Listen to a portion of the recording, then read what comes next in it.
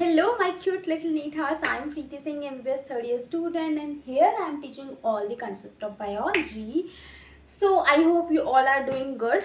So आज हम पढ़ेंगे रेस्पिरेटरी वॉल्यूम्स एंड कैपेसिटीज. ठीक है, इससे क्वेश्चन हर बार आता ही आता है. ठीक है, पहले देखो स्पायरोमीटर क्या होता है. स्पायरोमीटर बेसिकली एक डिवाइस है जो मेजर करता है कि आपकी लंग्स में कितना एयर है. ठीक है, किस किस तरह का एयर है उसको सबको ये मेजर करता है. ठीक है, पहला वॉल्यूम हम पढ़ेंगे टाइडल वॉल्यूम. टाइडल वॉल्यूम क्या होता है यार, मान लो अभी नॉर्मल हूँ मैं. ठीक है, अभी बिल्कुल नॉर्मल स्टेट में जो एयर मैं अंदर ले रही हूँ, जो निकाल रही हूँ, मतलब जो इनहेलेशन कर रही हूँ या एक्सहेलेशन कर रही हूँ, जितना वॉल्यूम ऑफ एयर निकल रहा है और जितना वॉल्यूम ऑफ एयर में इनटेक कर रही हूँ, उसको हम बोलते हैं टाइडल वॉल्यूम. तो याद रखना है अमाउंट ऑफ एयर इनहेल्ड और एक्सहेल्ड ड्यूरिंग नॉर्मल ब्रीदिंग. ये नॉर्मल ब्रीदिंग टर्म बहुत इंपॉर्टेंट है. कितना अमाउंट होता है इसका? 500 ml. ये आपको याद रखना है नॉर्मल हेल्दी इंडिविजुअल में. फाइन. अब क्या होता है, ये जो 500 ml ऑफ एयर हमने इनहेल किया उसका सिर्फ 350 ml ही आपके एल्यूलाई तक जाता है. फाइन. तो बचा हुआ 150 कहाँ रह गया यार?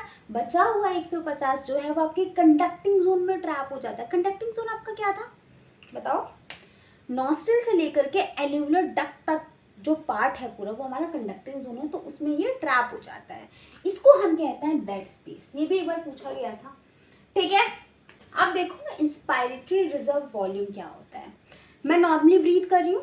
ठीक है, ये मेरा टाइडल वॉल्यूम है. अभी जो नॉर्मल स्टेट में मैं जितनी एयर अंदर ले रही हूँ, जितनी बाहर निकाल रही हूँ, जितना भी वॉल्यूम ऑफ एयर है वो क्या है? टाइडल वॉल्यूम है. अब मैंने फोर्सफुली इंस्पायर किया ओवर टाइडल वॉल्यूम. ये क्या हुआ? Inspiratory reserve volume. ठीक है, याद रखना है इसकी बेसिकली वॉल्यूम कितनी होती है? 2500 से 3000 ml. ठीक है, additional volume of air inhaled forcefully. जो हम फोर्स लगा करके एयर इनहेल करते हैं उसको हम बोलते हैं इंस्पायरेटरी रिजर्व वॉल्यूम. ठीक है, ऐसे ही एक्सपायरेटरी रिजर्व वॉल्यूम क्या होता है कि मान लो अभी मैं नॉर्मल स्टेट में जो ब्रीथ कर रही हूँ मेरा टाइडल वॉल्यूम है. अब मैंने फोर्स लगा करके एक्सहेल कर दिया, तो ये क्या हुआ? एक्सपायरेटरी रिजर्व वॉल्यूम, जिसका अमाउंट क्या होता है? 1000 से 1100 ml.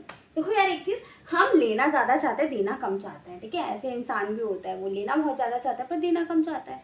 इसी तरीके से जो इंस्पायरेटरी रिजर्व वॉल्यूम है उसका जो अमाउंट है वो ज़्यादा होता है 2500 से 3000, और जो एक्सपायरेटरी रिजर्व वॉल्यूम है उसका कम होता है क्योंकि हम कम देना चाहते हैं 1000 से 1100 ml. फाइन. अब देखो रेजिडुअल वॉल्यूम क्या होता है. मैंने फोर्स लगा करके जितनी एयर मेरे लंग्स में थी मैंने निकाल दी. अब जितनी एयर मैं निकाल सकती थी मैं निकाल दी फोर्स लगा के. अब इस वक्त मेरे लंग में जितनी एयर बची है वो है रेजिडुअल वॉल्यूम. रेजिड्यू का मतलब ही होता है बचा हुआ. कितना अमाउंट है यार? 1100 से 1200 ml. फाइन. अब हम देखते हैं, देखो यहाँ पर देखो टाइडल वॉल्यूम आपका 500 ml होता है ना, यहाँ लिख दे रही हूँ. ठीक. अब टाइडल वॉल्यूम के ऊपर हमने फोर्स लगा करके जो इंस्पायर किया वो हमारा इंस्पायरेटरी रिजर्व वॉल्यूम हुआ. ठीक है, जिसका अमाउंट कितना होता है आपका? 2500 से 3000 ml. ये हो गया. अब वही मैंने फोर्स लगा करके टाइडल वॉल्यूम के बाद जितना फोर्स लगा के मैं निकाल सकती थी मैं निकाल दिया, वो है मेरा एक्सपायरेटरी रिजर्व वॉल्यूम, जिसका अमाउंट होता है 1000 से 1100 ml. ये हो गया. अब हम देखते हैं और रेजिडुअल वॉल्यूम क्या हुआ?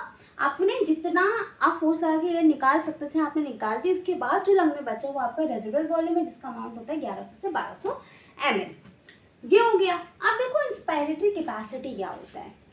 ठीक, जहाँ पे भी कैपेसिटी आ जाए, मैंने पता कैसे याद किया, जहाँ पे भी कैपेसिटी आ जाए मतलब नॉर्मल एक्सपायरेशन के बाद कोई चीज़ हो रही है, तो total volume of air a person can expire after normal expiration.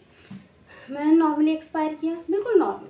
इसके बाद मैं जितनी एयर इनहेल कर सकती हूँ वो है मेरी इंस्पायरेटरी कैपेसिटी.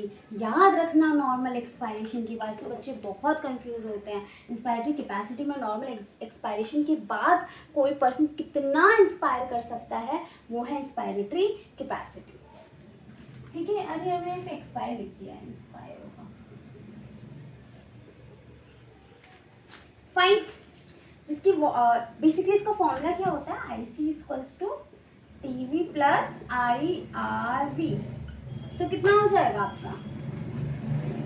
3500 ml. देख लेना, मतलब 3000 आपका ये हो गया एक्सपायरेटरी रिजर्व वॉल्यूम, TV 500 होता है, तो अराउंड आपका 3500 के आसपास. अब देखो एक्सपायरेटरी कैपेसिटी क्या होता है.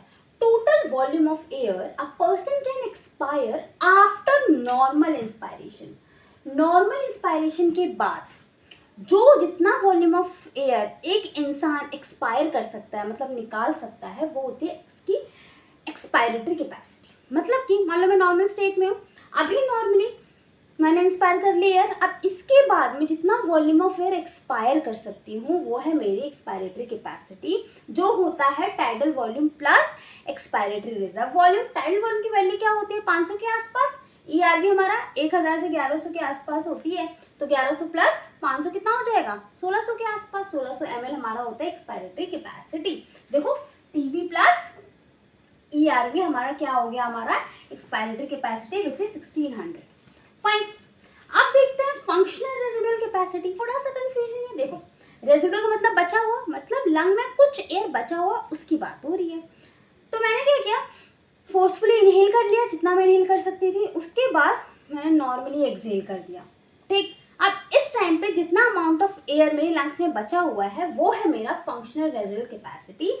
ये क्या होता है? Basically expiratory reserve volume plus residual volume. ठीक है, एक्सपायरेटरी रिजर्व वॉल्यूम की वैल्यू क्या थी? 1000 से 1100, मतलब 1100 मान लेते हैं। रेजिडुअल वॉल्यूम हमारा क्या था? वही 1100 से 1200 के आसपास, तो मतलब 2200 ml कुछ हमारा फंक्शनल रेजिडुअल वॉल्यूम होगा। देखो यहाँ पे ये आपका रेजिडुअल वॉल्यूम था, ये आपका एक्सपायरेटरी रिजर्व वॉल्यूम था, ये दोनों मिलाकर के आपका बनाते हैं फंक्शनल रेजिडुअल कैपेसिटी। ठीक है, कैपेसिटी और वॉल्यूम में मतलब मैंने इसे एक ट्रिक के थ्रू याद किया था, मतलब मेरा अपना खुद का था कि जो वॉल्यूम होता है वो हमेशा हम फोर्स्ड के बाद बात करते हैं, और जो कैपेसिटीज़ की बात करते हैं तो नॉर्मल की बात करते हैं। ठीक है, नॉर्मल के बाद की बात करते हैं, तो ऐसे याद रख सकते हो। लास्ट देखो, second last, vital capacity. Vital capacity क्या होता है? The maximum volume of air a person can breathe in after force expiration. ठीक है, कोई भी इंसान है वो कितना वॉल्यूम ऑफ एयर अंदर ब्रीथ इन कर सकता है after force expiration. Force expiration के बाद वो जितना वॉल्यूम ऑफ एयर अंदर ले सकता है, ये उसकी वाइटल कैपेसिटी है। इसका फॉर्मूला होता है बेसिकली, क्या होता है ये? ERV plus IRV plus TV। ठीक है, तो देखो ERV प्लस TV आपका EC होता है, तो EC प्लस IRV भी बोल सकते हैं। इसी तरीके से IRV प्लस TV क्या हो जाता है? IC, तो IC प्लस ERV भी बोल सकते हैं। वाइटल कैपेसिटी हमारा क्या हो गया यार?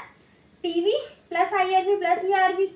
ठीक, तो ये जो पूरा है हमारा यहाँ से लेकर के ERV TV प्लस IRV हमारा हो गया वाइटल कैपेसिटी। ठीक है, ये याद रखना। अब देखते हैं last, total lung capacity. Total lung capacity से मतलब वर्ड से ही पता चल रहा है कि लंग में जितनी भी एयर होगी वो total volume of air accommodated in the lung in the end of forced inspiration. बहुत ताकत लगा करके मैंने एयर भर ली जितना मैं भर सकती थी लंग में। अब इस वक्त मेरे लंग में जितनी भी एयर है वो मेरी टोटल लंग कैपेसिटी है। ठीक है, क्या होता है ये?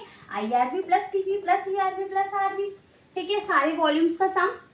ठीक, तो यहाँ पे देखो आपका IRV प्लस TV IC हो जाएगा, तो formula IC plus ERV plus RV भी बन सकता है। इसी तरीके से TV प्लस ERV EC हो सकता है, तो EC plus RV plus IRV भी बन सकता है। और VC मैंने क्या बताया था आपको? IRV TV प्लस ERV, तो VC प्लस RV भी हो सकता है आपका TLC। ठीक है, ये सब याद रखना है। देखो जो नॉर्मल बेसिक वॉल्यूम्स हैं वो याद कर लो, उसके बाद अगर तुमको ये याद है कि यार EC TV प्लस ERV होता है तो तुम कैलकुलेट करके लिख सकते हो, पर अच्छा है कि यार याद कर लो क्योंकि पूछा जाता है। ठीक है, सारे वॉल्यूम्स, इनका अमाउंट है, इनको अच्छे से याद कर लेना, डेफिनेशंस भी अच्छे से याद कर लेना, NCERT वाली भी। ठीक है, क्योंकि इनसे क्वेश्चंस बनता है और ये बहुत कन्फ्यूजिंग होता है, इसको तो अच्छे से समझ करके कंसेप्चुअली पढ़ो। ठीक है, और बार बार पढ़ोगे तो अच्छे से याद रहेगा। With this, I'm ending this lecture here. Hope you like this video. Give us a thumbs up, press the bell icon and subscribe my channel. And please share this video जिसको भी आपको लगता है ज़रूरत है। ठीक है, और to all the NEET aspirant या जो भी स्कूल्स के लिए भी प्रिपेयर कर रहा है, क्योंकि आई नो कि ये काम आएगा। ठीक है, एंड जब भी मतलब जाहिर सी बात है कि जब कोई लाइक करता है या कोई सब्सक्राइब करता है तो एक दफ़ा मोटिवेशन मिलता है। ठीक है, और फील होता है कि यार सच में किसी की हेल्प हो रही है, किसी को पसंद आ रहा है। ठीक है, तो काम करने में भी मज़ा आता है। सो ठीक है, देखो खुश रह के पढ़ते रहो, बहुत ज़रूरी है खुश रह के पढ़ना, मैं हर लेक्चर में बोलती हूँ। ठीक है, जितना खुश रह के पढ़ोगे उतने अच्छे मार्क्स आएंगे। ठीक है, बाय बाय।